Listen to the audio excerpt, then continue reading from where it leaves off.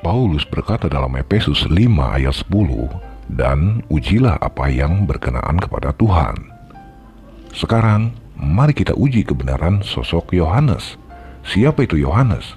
Yohanes adalah seseorang yang mengaku mendapatkan wahyu dari Yesus melalui malaikatnya dengan memberikan penglihatan di sebuah pulau bernama Patmos. Namun, karena tidak jeli, tanpa disadari, Yohanes dan malaikat yang katanya utusan Yesus membuat kesalahan, sehingga bisa diindikasikan pernyataannya hanya sebuah bualan saja. Kita lihat ayatnya, di mana malaikat dan pernyataan Yohanes mengada-ada. Bisa dilihat dalam Wahyu 10 ayat 1-2, Yohanes berkata, "Dan aku melihat seorang malaikat lain yang kuat turun dari sorga, berselubungkan awan dan pelangi ada di atas kepalanya, dan mukanya sama seperti matahari, dan kakinya bagaikan tiang api. Dalam tangannya ia memegang sebuah gulungan kitab kecil yang terbuka. Ia menginjakkan kaki kanannya di atas laut dan kaki kirinya di atas bumi." Lantas, di mana bualannya? Kita akan lihat di ayat berikutnya. Simak perkataan malaikat dan Yohanes yang tidak logis, yang tidak sesuai dengan ilmu medis. Di dalam Wahyu 10 ayat 9-10, Yohanes berkata, "Lalu aku pergi kepada malaikat itu dan meminta kepadanya, supaya ia memberikan gulungan kitab itu kepadaku. Katanya kepadaku, ambillah dan makanlah dia.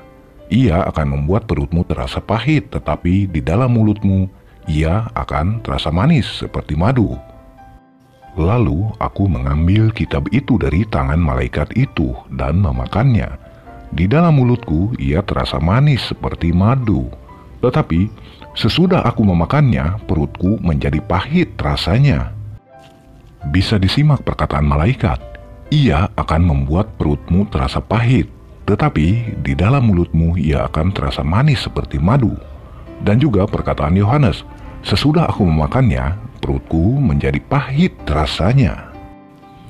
Silakan dipikirkan, sejak kapan perut dapat merasakan pahit?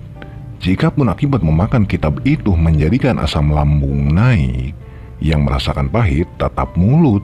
Tidak mungkin bisa dikatakan manis di mulut, pahit di perut. Pepatah medis dari mana itu? Dan apakah Tuhan tidak tahu kalau perut tidak bisa merasakan pahit? Bukannya kata-kata malaikat itu pasti dapat dari Tuhan? Masa Tuhan tidak tahu? Jika merujuk pada perkataan Paulus sendiri, "Dan ujilah apa yang berkenaan kepada Tuhan," maka dapat disimpulkan, perkataan Yohanes hanya sebuah bualan saja, karena jika benar dari Tuhan tentunya tidak mungkin ada kesalahan, apalagi berkenaan kepada Tuhan. Semoga menambah wawasan. Fakta memang pedih. Silahkan gunakan akal sehat untuk merenunginya. Jangan lupa dukung kami dengan cara share, like, and subscribe. Terima kasih.